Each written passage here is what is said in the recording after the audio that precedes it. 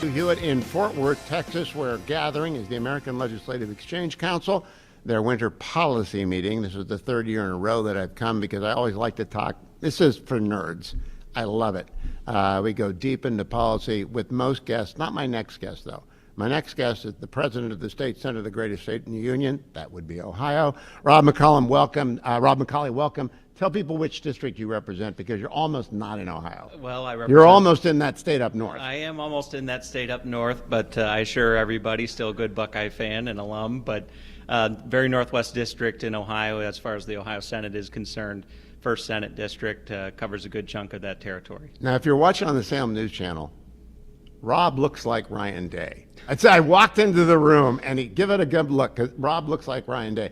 And that means Vivek should make you his running mate. Have you talked to him about it yet? He can't have Ryan Day national champion, but he could have a lookalike. We got to keep Ryan Day in his current job. Absolutely. For as long as he wants to be 25 there, as far years, as I'm concerned. Yeah. He can be Joe Paterno without the problems, but Vivek's going to win, right? I think Vivek's going to win. Look, Vivek did a very good job of clearing the field in the Republican primary. I was an early endorser of Vivek. And then on the other side, with Amy Acton running against him, the lady who shut down Ohio, took kids out of their schools, did all those things during COVID, I really don't. I hope that the voters will see there's two very clear alternatives from each other, and they're going to see Vivek as the alternative that gives Ohio a more prosperous economy and a better pro-growth environment. But we have to explain to people who don't live in California. Californians understand that there's Northern California and there's Southern California. In Ohio, there's north of Columbus and south of Columbus. And if you're going to run a Cincy guy, and that's Vivek, you got to run someone, guy or gal, from north. Would it interest you? Would you do it? If Vivek came to me and asked me to take up that position, I would seriously consider it, but that's his decision to make. Either way, I'm fully supportive of him and will help him in any way I can. That's a yes. I've been listening for a lot. I've been doing this 30 years, so I know. That's a yes. Good. Vivek, I hope you're listening. Talk about Ohio, because I brag on Ohio.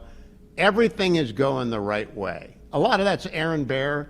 A lot of that's J.D. Vance. A lot of that's Vivek. A lot of that's Mike DeWine and John Kasich. A lot of people don't like either of them, but I think they all work for the state. Why is Ohio the place to put your business? Well, Ohio's made some major progress as far as improving its business environment. We've tried deliberately to become a more pro-growth environment. When I got into the legislature back in 2015, we had 7 income tax brackets. The highest was 7.5%. Starting next year, as you already know, Hugh, we're going to be at 2.75% flat tax bracket. And you add on top of that the occupational licensing reforms to try and bring more workers to Ohio, the fact that we're trying to get a lot of this wokeness out of our higher education institutions, get them back to the basics of educating Ohio students who will have skills to enter the workforce. There's a lot of things we have going for us. And when you're running a business and you're trying to make those big decisions, you need predictability and you need stability. We can offer you both in Ohio. President, I'm president of the Senate, that's why I'm calling him president. When I tell people why they should move to Ohio, it's because they can afford a house. It's a good house. It's on a half-acre of land. It's probably built within the last 20 years. Aaron Baer has brought me down there with the Center for Christian Virtue a couple of times. We did a debate with all the Senate candidates before Bernie dropped out when he's running against J.D. and all 6 great candidates. It was a nightmare for me. It was great fun, but it was a nightmare for a voter. And I was out in the outer suburbs, and there's just a lot of houses.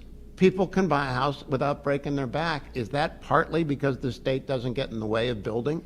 Well, I would say it's all relative. So we do have some work to do as far as making it easier to build homes, and that's something we are working on, even in the rural areas. But still, relatively speaking, you're absolutely right. The cost of land relative to a lot of other high population states, Ohio is, a lot of people may not realize, is the 7th largest state in the country.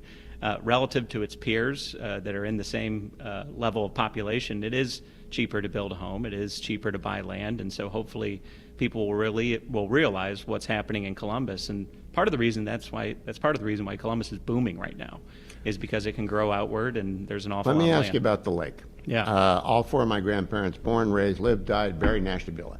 They are Ashtabulans, and I moved all the way down to Trumbull County. The lake up there could really spin. I mean, you could do a lot with the lakefront, and instead we're tearing down the stadium. What do we do with the lakefront in Ohio? So the North Coast, as we like to call it, one of our greatest assets. I think Cleveland has outlined some pretty good proposals, or they're working on some pretty good proposals to redevelop the lakefront and turn it into a huge asset for Cuyahoga County and Cleveland. But you're absolutely right. I get people all the time who say, well, I went up to Lake Erie for the first time ever. I went up to Kelly's Island or Put in Bay for the first time ever. I had no idea this was in Ohio. And we have an absolute gem in Lake Erie, and I hope most people will take the time to realize that. I got a buddy, David Zavagna, who is Put in Bay and Cleveland, and he got me involved in the 200th anniversary of the Battle of Lake Erie, and I could not believe how beautiful that part of the state is. I don't know your part of the state well. I know Northeastern, Columbus, and Cincinnati, but I don't know Northwestern. It's ag, too. People don't realize there's a lot of agriculture in Ohio. What are you doing about the need for labor? Because a lot of farmers in California are worried about the immigration crackdown ruining the ability to bring in people to pick their stuff. Well, I think we need to realize that there are people who can come here legally, people who have come here legally, but they need to go back after the expiration of their visas. I think President Trump, I believe, has been consistent about that. And by and large, agriculture is also an area where it's become so advanced, so technologically advanced. AI is going to drive some massive changes in agriculture that are really going to deliver an awful lot of economies of scale for farmers.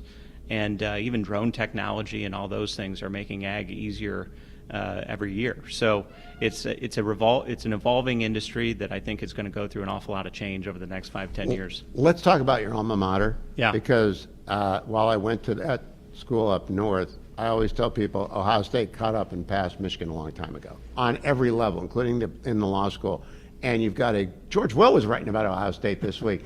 Why the Renaissance? What happened there? Because when I got out of high school, anyone could go to Ohio State. Now you can't get in. What happened? Well, I can tell you, my brother's also an alum, and whenever they release the new entering class statistics, we're like, thank God we went when we did. Not that any of us, I guess, were too underqualified, I suppose.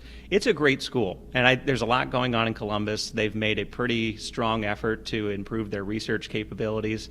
And frankly, you look at the type of and quality of students that are coming out of there, it's a major asset for the entire state of Ohio, not just Central Ohio. And so we're very glad to see that it's doing what it's doing, but we're also, putting pressure on them behind the scenes. We want more Ohioans to graduate from Ohio State because we want to keep people in Ohio at the end of the day, and statistically the most likely people to stay there are people who lived and grew up there, present company excluded, I suppose. But I go back a lot. My brother's still in Warren, so I go back a lot. Last question for you.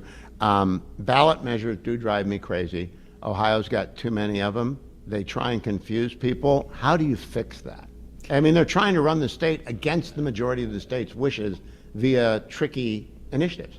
Yeah, and oftentimes with dark money and recently with foreign money, which we passed a bill to get some of the foreign money out of it. Dave Yost told me about that, yeah. And, but we tried to run a campaign, a legislatively initiated constitutional amendment that would actually make the threshold for passing a constitutional amendment 60%. The voters voted against it. We understand that. But the thing that worries me is just the massive stockpiles of dark money that are sitting out there in some of these far left-leaning dark money groups. That for them to just simply say, well, we're not going to work through the legislative process, we're not going to work through the normal processes, we're just going to dump $40 million into Ohio, try to change it that way.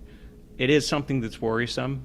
We were lucky enough to beat the constitutional redistricting or congressional redistricting amendment rather that they put up as a constitutional amendment this past time. But we're constantly under threat for some of these groups coming in and just simply dumping $40–50 million in Ohio and running a confusing campaign in an effort to try and buy their way into the Constitution. Do you think a second time around would be a charm on that? Because it's ruined California. It's the reason California's destroyed our initiatives. Yeah, I'm not sure. I think if it were to happen again, changes would need to be made to it. I think if it were to happen again, there would need to be some conversations about potentially some safe harbor provisions for citizen-initiated statutory changes, because we have that in Ohio as well.